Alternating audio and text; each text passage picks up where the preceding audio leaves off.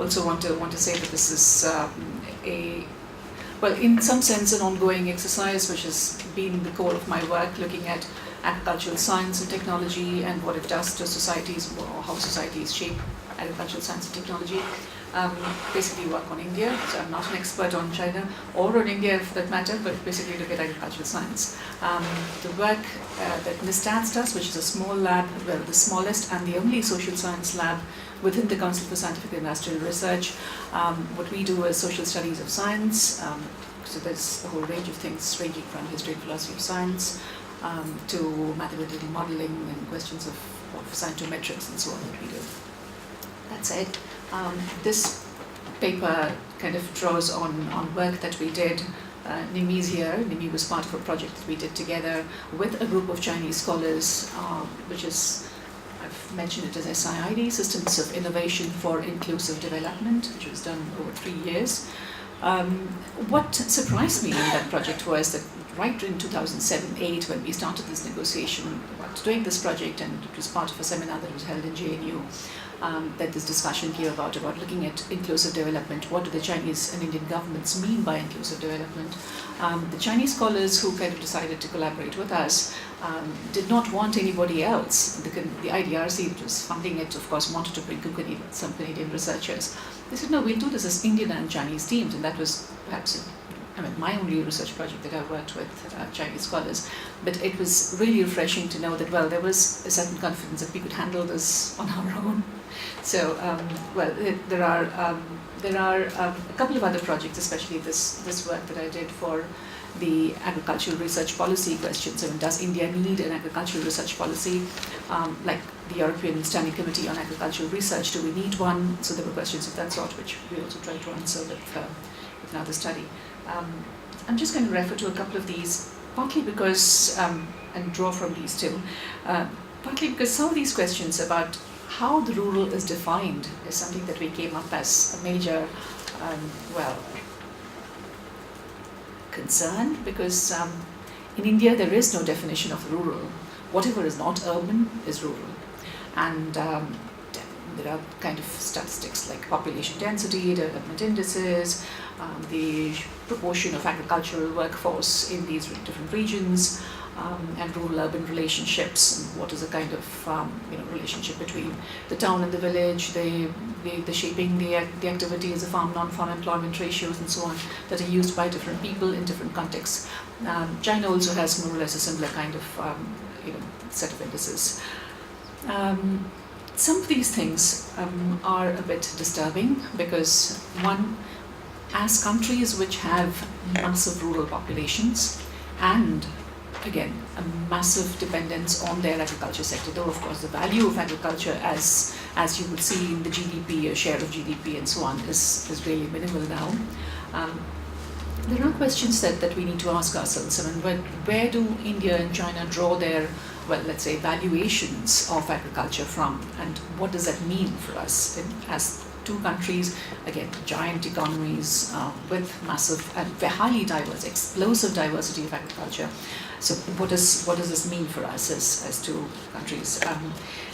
I must again say that I'm not kind of trying to pose India and China as countries with massive agrarian populations and the desire for rural transformation against what is the, in some sense, inherited wisdom from the West. But it's important for us to question this because these are civilizations that have had, well, for instance, the very first civil service exam anywhere in the world for a public office, that is, or public administration position, is held in China. India had agricultural research done, as in formal public sector money given to agricultural science way before England did. So there are certain theories about rural development, about rural transformation that have been, let's say, learned or handed down from other parts of the world, which we've kind of lapped up without questioning. And this is something that we need to discuss, that I would like to address in this brief paper. What should rural transformation mean in India and China? And that's one of the key questions. For instance, is this an ends and means question? Is rural transformation needed for something, or is it an end in itself? There are various other terms and again other discourses that have appeared in the recent past: post-productivism, hybrid countryside, new rurality, and you name it. There's a whole range of things out there. But the question that we need to ask ourselves: what does it mean for labour, for instance, for women, for landless workers? I mean, not many in China, at least not as much as in India. Everybody has a piece of land, yes. Skills, caste, hierarchy, ethnicity. We heard about ethnic groups and their struggle for survival and their struggle for identity and keeping their ancestral land, as our previous speaker mentioned, about questions of migration. And if these questions are not asked, we're not addressing questions of rural transformation, and we hope that we're addressing rural transformation the way the West did. We are clearly on slippery grounds, and we need to actually engage with some of these questions. The second question is, where does agriculture figure? So, I mean, one of the basic arguments was that agriculture should be a transformative agent, multiplier effects. I mean, we've heard all these stories before. So, is agriculture a primary producer today? I mean, we know that agriculture today is not the net energy generator, energy producer that it was earlier. It is an energy guzzler. So, what does it mean in economic terms? And what does it mean for us in terms of our rural populations and the capacity of our rural populations to make decisions about what they want to do with their resources? I mean, coal is an extractive industry. Is agriculture an extractive industry? Well, it looks like it. So, what are we trying to do? I mean, what are we trying to do to what we call agriculture as primary production? And so, what kind of governance options are open today for us? So we come back to these two concerns. I have a very short presentation. We have time for discussion. So the context that I want to present, I mean, I'm just using this slide as an illustration, and it's something that I quite like because what we kind of see in this slide is that India, or the largest subcontinent, and China, which once upon a time, let's say before 1750s, accounted for 50% of global trade, 80% of which was between these two regions. We know what happened after that, and they kind of fell down or declined in their share of global trade. They're picking up now, and like Varun said today, emerging, rising, it doesn't really matter. What matters is that there is a convergence of the global economies. Yeah? There is a convergence of different regions in terms of their economic might or size or whatever. And what we need to ask ourselves is, do we want to get into the same cycle as the West, the G7 has done now, and wait for another emergence, maybe Africa? We don't know. Or do we need to think about what this convergence means? This is a very, let's say, celebrated convergence that the emerging economies, they are eating into the share of global national income, and that was almost exclusively that of the Western powers, and therefore they're doing well. But how are we doing well, and what we're doing to our own, and this convergence marks great dissonance and discomfiture within these economies, and are we asking questions about this?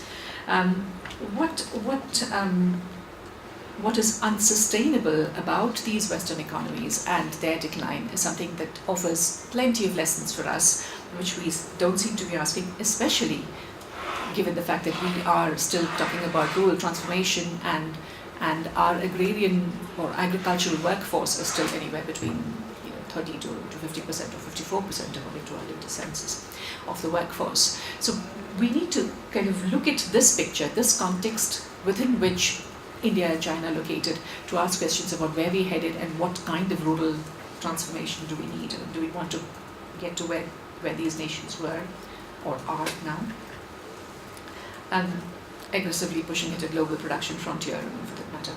So this is just very briefly some of the work that we did in the India CSIR project, and what the kind of questions we had was India and China. Massive poverty even today. I'm not going to get into any of these data questions, but the question of persistence of rural poverty is something that comes up repeatedly in the literature and in our official data from both the countries. There is regional differentiation, there is a dependence on agrarian income, India is likely to remain poorer for longer. I mean, that's another prediction. And this kind of data, which looks like bland statistics, has to do with the kind of agriculture that we have and the kind of agriculture that both the states have been promoting in our countries. Rural populations bearing the brunt of this kind of rapid growth. We know that rapid growth has been the scene for these two countries. Has been quite celebrated, yes. What do we need to ask about the, let's say, the steady erosion of rural production systems? What do we need to ask about the ways in which in both the countries poverty is not just because nothing's being done, but because something is being done by the state, and what is being done by the state to eat into or to erode the existing production capacities in these societies. The state, of course, is doing a lot. There's this whole, both India and China seem to be seeking the same goal, inclusion and whatnot. What's being done are mainly redistribution efforts. There's increasing expenditure in rural development and for rural flagship programs for the poor and so on. Public sector mandates ranging from rural health missions to education to infrastructure to drinking water. There's a whole range of public sector mandates to engage with rural and backward areas. There are new public-private partnerships, and that is again very actively promoted by both these governments, both the Union government and the Chinese government. Again, investments in a lot of extractive industries, we've seen some of that now, and manufacturing industries. Manufacturing industries, again, we have excellent papers from both the countries. The literature is really rich with the kind of manufacturing investment. For instance, a 15% growth rate in what's considered the heavy industry, or cars and automobiles and those kinds of industries, and very limited or really deceleration of the manufacturing sector, as in the middle manufacturing sector, which is what Indian employment would gain from. So the nature of investment is something that we need to question here. Again, though rural transformation is supposed to be the objective, and attempts to enable and promote pro-poor knowledge and technology generation. And here again, what kind of investments go into these attempts is interesting. There are again at least 4 or 5 papers that have appeared in the past 5 years comparing, for instance, the ways in which agricultural knowledge is generated, and agricultural reform of public sector agricultural research has been attempted in these two countries. Basically asking questions about how can India learn from what China has done. Yeah. Now, what is not stated here is the fact that the very structure of Chinese agricultural research is very different from what it is in India, and that the nature of the rice-wheat cropping system, the rice-wheat dominant monocultures that we have here, is not the same in China as we have here. That there is a difference in the nature of cropping, in the nature of engagement with rural communities, and the nature of extension systems. We'll talk about that in a while. But basically, the attempts to enable, promote, or these kinds of knowledge and technology generation measures, and the literature about these, are in some sense not engaging with questions of existing structures and what governs these activities. What are the kind of institutions or norms that they respond to, and what they govern these activities. So what we have in terms of a broad conceptualization of what we're doing to our rural areas is there is a set of theories that inform these programs. Previous ones we spoke about, and we've umpteen examples from India and China. But they seem to draw on a set of theories that were developed in Europe, in the US, in conditions that were very different from ours, in conditions that did not have the kind of rural labor that we had, not this 400, 500 millions that we're talking about. 6 million, maybe 60 at best, if you put together all of Europe. So it's the Marshall Plan that moved or dealt with depeasantization, moved people from rural areas into urban employment and industry, had to deal with a far, far lesser pain of structural unemployment than we do, that India and China do. And my argument is that unless and until we look at where these theories come from, I think Nimi spoke about the ways in which certain theories have evolved or certain texts have evolved in certain contexts, and how they kind of get translated or get used in other contexts without without relating to those contexts and the evolutionary processes that are in shape or in place in these contexts. Maybe it's not like the distance between Kautilya and now, but definitely these theories. There's been Dudley Sears talking about birth, life, and death of development economics, but a lot of that still informs the ways in which our decisions are made. So it's Nerk's talking about idle peasant labor, and here we are talking about agricultural communities which are 95%, 86% in China and in India, small farmers, small as in marginal and small as in really small, less than 1 hectare, less than 2 hectares in India together. So we're talking about peasant labor that is not really idle, but is engaging with these small production systems and their productivity in a much more intense fashion than Nerk's would ever have known. But then, the point is that these theories, moving idle peasants, there is an podcast available from London School of Economics talking about how India and China should move people out of, this is 2 years ago, where leading economists were speaking about the ways in which India and China can do this, and how it is without moving people out of rural areas, out of agriculture, there is no hope for these countries. Now, what that means for India and China in terms of urbanization, in terms of energy requirements, in terms of the kind of agriculture that we would have, is a totally different question. Of course, China has made much better progress and much far ahead in terms of, opportunities for rural non-farm employment for the small farmers. Yeah? But even then, it's these kinds of theories that inform the ways in which our investments are still being done in rural areas, including, of course, the post-Meller and Johnston phase, which was, of course, investments in technologies and the ways in which agriculture itself would play a major role in creating these multiplier effects and so on. Now, what is interesting is that in all these theories, or especially in the later versions, Johnston and Meller kind of version, which is in some sense historical and probably really dated, that the messages for capital formation in agriculture and capital formation for agriculture have been swallowed completely and in total by both the governments, by the Indian and Chinese governments. And capital formation in agriculture, interestingly, is now a concern, yes, but far greater is the concern about capital formation for agriculture, as in roads and infrastructure, fertilizers and chemicals, and this whole range of post-harvest technology, and it's allegedly supposed to help agriculture, and again, ask questions about what kind of growth do we need, what kind of energy, what kind of coal extraction do we need to fuel all this, yeah? So the focus is on a whole range of input technologies, and which would ultimately lead to greater production productivity.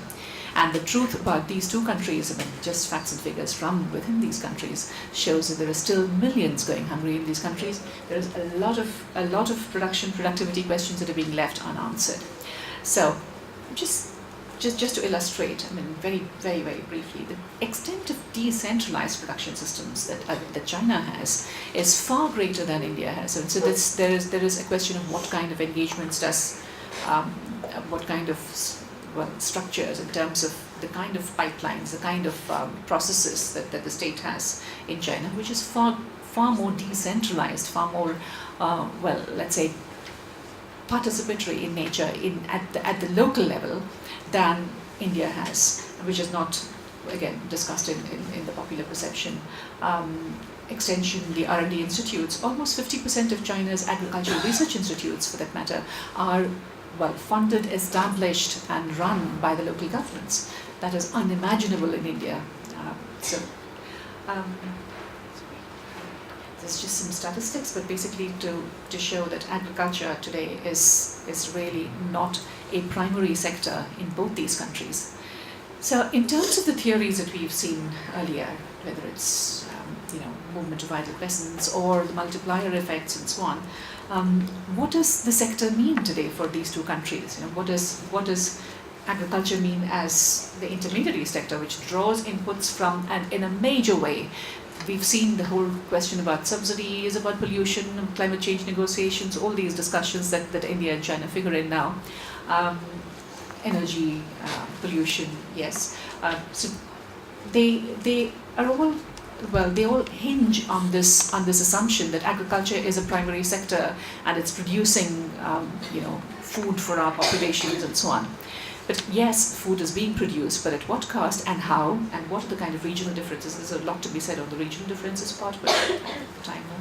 So this is partly a quotation from some of these popular papers about India and China, and that agricultural performance, especially in China and partly in India, is consistent with the expected economic growth trajectory, and so it's consistent with development economics theories. Yes.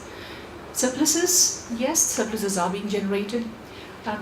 If we look at an alternative framework, look at where these investment goods and consumption goods are going, and what are the kind of investment goods versus consumption goods questions.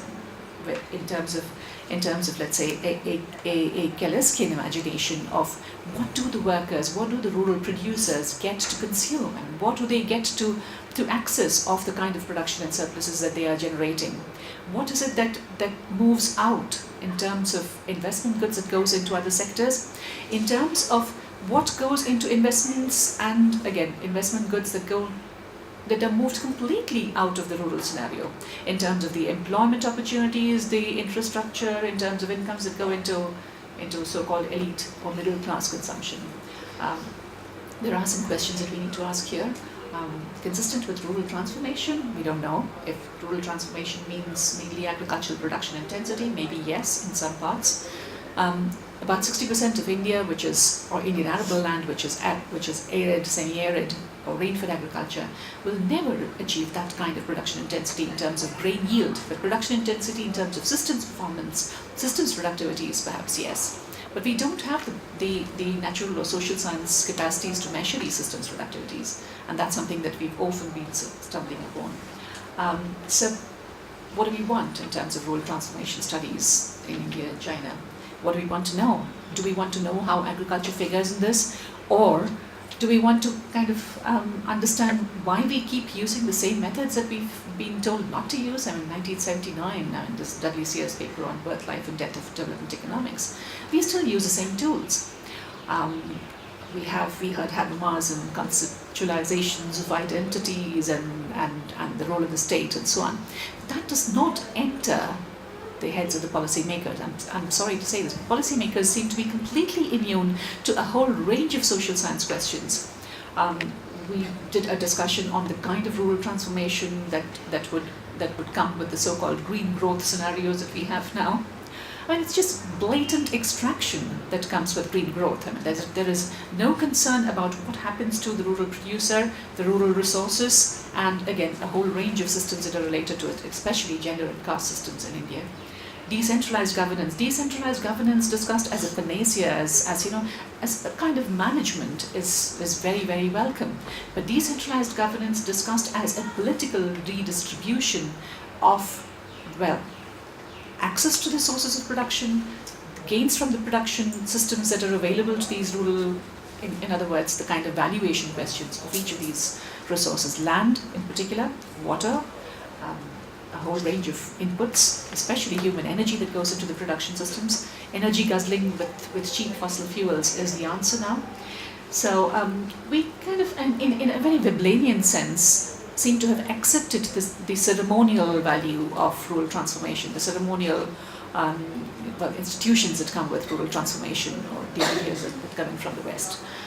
Do we really need to develop in the sequential fashion that the West has?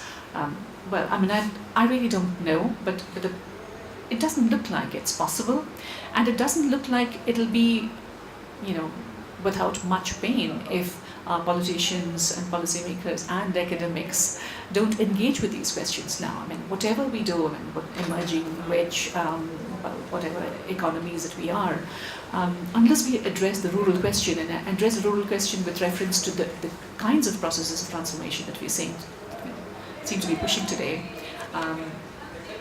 especially questions of investments in consumption, investment goods and consumption goods in particular, we're not getting anywhere. Thanks.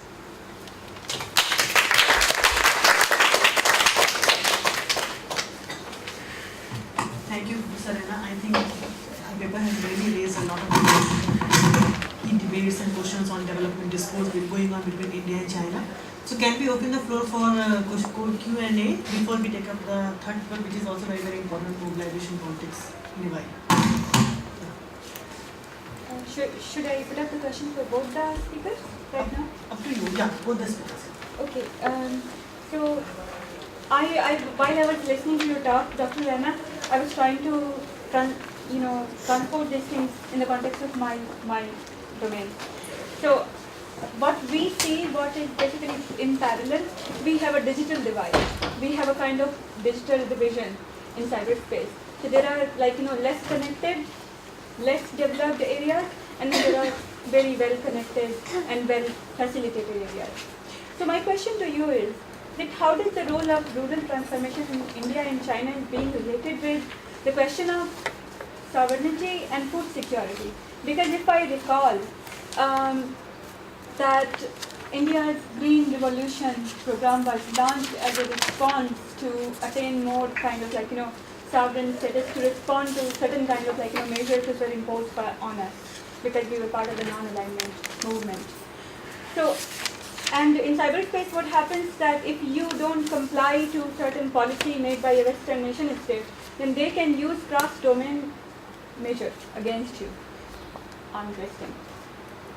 In the context of agriculture, how the question of food security and sovereignty is being seen in the context of India and China. And my question to you, two questions very quickly. You spoke about uninvited participants, and when I think in terms of my domain, I see hacktivists, right? Hacktivists are, the way I understand your presentation, are basically uninvited participants. What platforms in your domain are being used by uninvited participants to register their protest besides direct protests like it happened in Chipko movement? Second question, you spoke about Jharkhand and Khujao province. Is there, and my sense was, if I am correct, is there an inverse relationship between development and income? Because development and developing that region and the economic development of the inhabitants of that province. Because the way I see it in my domain, more connected a state is, higher the risks from the perspective of cybersecurity. More nodes you have to attack, more connected you are, less security you have. I mean, that's from, so my question to you is that, am I correct in anticipating that there is an inverse relationship between development and income? You put it Jharkhand. Yeah. Can we take some more? My question is for Pin. I found it very interesting what you were saying about the different attitudes in Jharkhand and in Guizhou about the attitude about the land. You talked about sons of the soil in Jharkhand and a devotion to the land. We would rather die than give up our land, and compared it to China, where central state policy is going to be the defining thing. You don't find the same sorts of attitudes. And you talked about language as being very instrumental in forming this kind of distinct attitudes in the two countries. But I also wondered about if you could say something about what you thought the role of land reform and land ownership systems in the two countries was, because it seems to me that could be quite key, the very different system of land ownership, and obviously 1950s land reform in China seems to me to potentially have quite a big impact on the way people think about their land in China and the state's role in their land.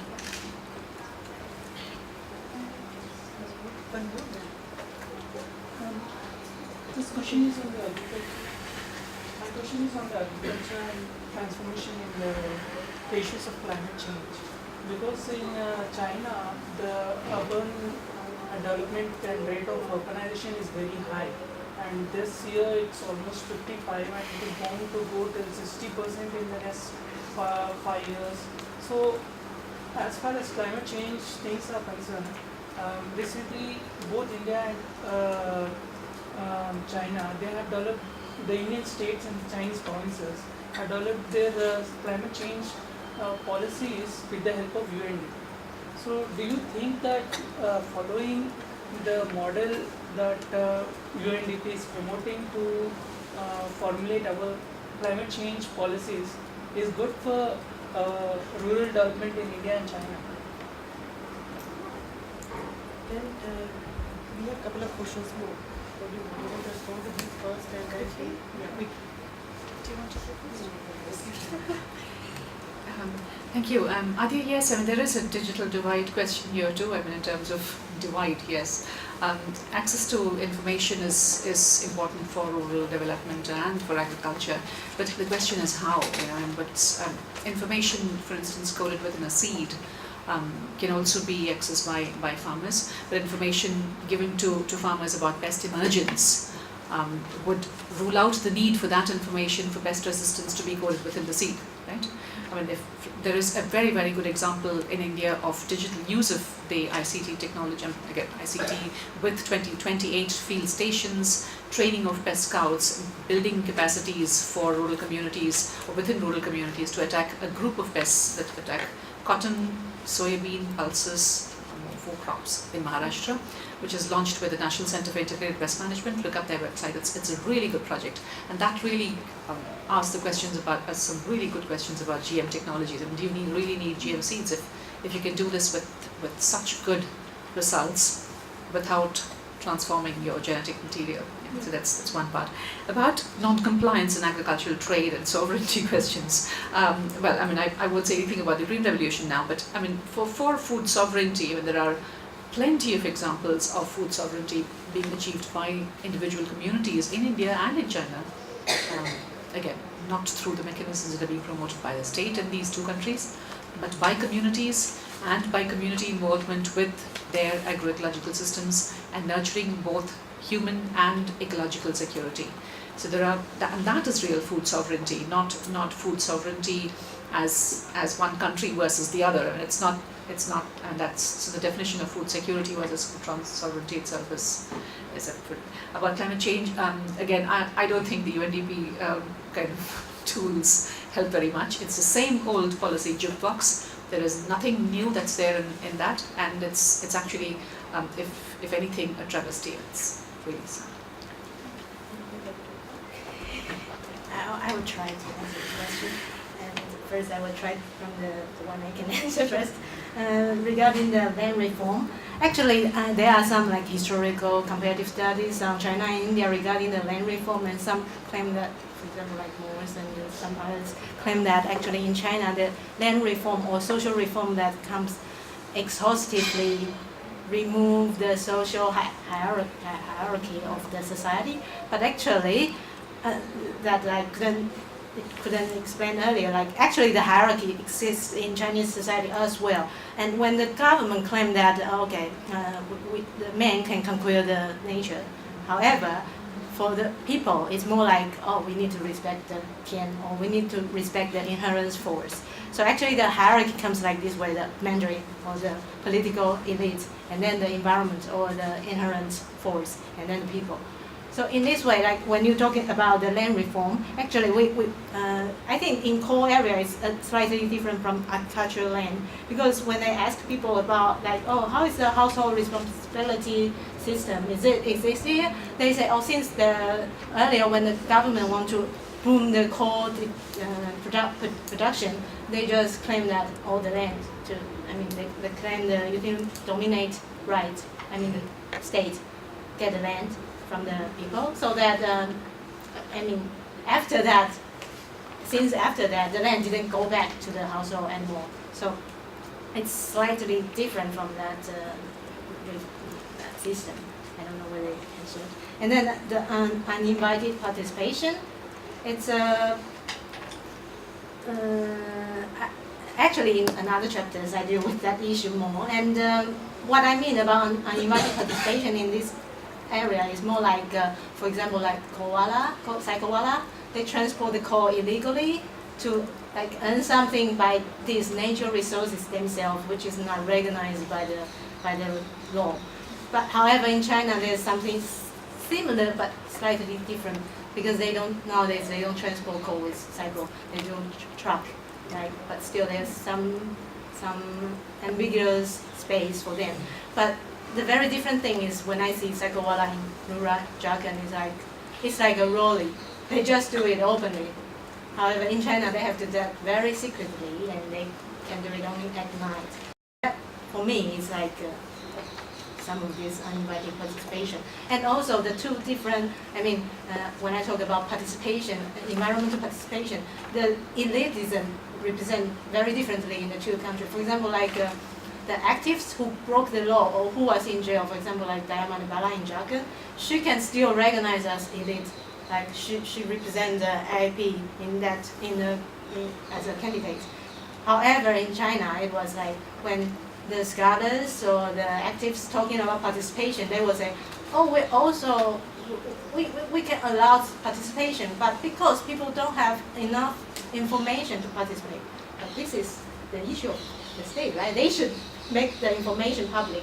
But they say, oh, people don't have enough information to participation, so they are irrational participants. So only there are some elites who have sufficient information, and for them to participate in our debates is okay.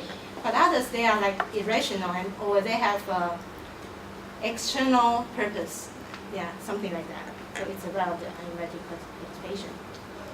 And the second question of you, I didn't get it. We can discuss that later.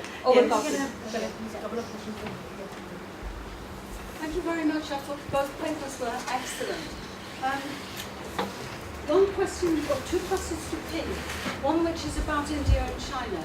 What is the politics of compensation? It's something we don't teach in the study of development, but it's very important when we're looking at the concept of development involving extractive industrialization. The second is more a comment on uninvited participation, because I've been looking at illegal coal in Jharkhand, which provides livelihoods to hundreds of thousands of people and may dispose of anywhere between 25 and maybe 40% of the coal that is mined in certain parts of Jharkhand, in the 8 coal districts. So there is, I could talk for hours and hours about this, but there is a huge criminal economy dominated by mafia, spreading its tentacles not just the length and breadth of Jharkhand, but right up to Delhi, and undermining the subnationalist discourse of tribal aspiration, but also undermining the actual development trajectory, which you don't consider at all, but it affects the narrative of rural development, and especially this very interesting narrative that you focused on of rural development, not as agricultural development, but as industrial development. Okay, and to Raji, thank you, and it's just a question, you simply said something that we all probably agree with, which is that policymakers are not very interested in agriculture. And so I wonder whether that's true in China, and why you think that is. Because after all, feeding the cities, as a greater and greater percent of India's population lives in cities, so the conditions under which food surpluses are extracted and supplied to cities becomes ever more important. And in particular, I would like you to develop three things that I know you are expert in. One is why you have gigantism in agricultural policy, why your concern about agricultural systems, farming systems, is the poor relation, and often laughed out, of course, not considered seriously in agricultural policy. Second is your interest in the small farmer, in what I would call petty commodity production, with people who don't accumulate. Why is there not a project for rural and urban firms which don't accumulate? And lastly, the sacrosanctity of agriculture against any attempts to plan a low-carbon trajectory. Maybe you can take the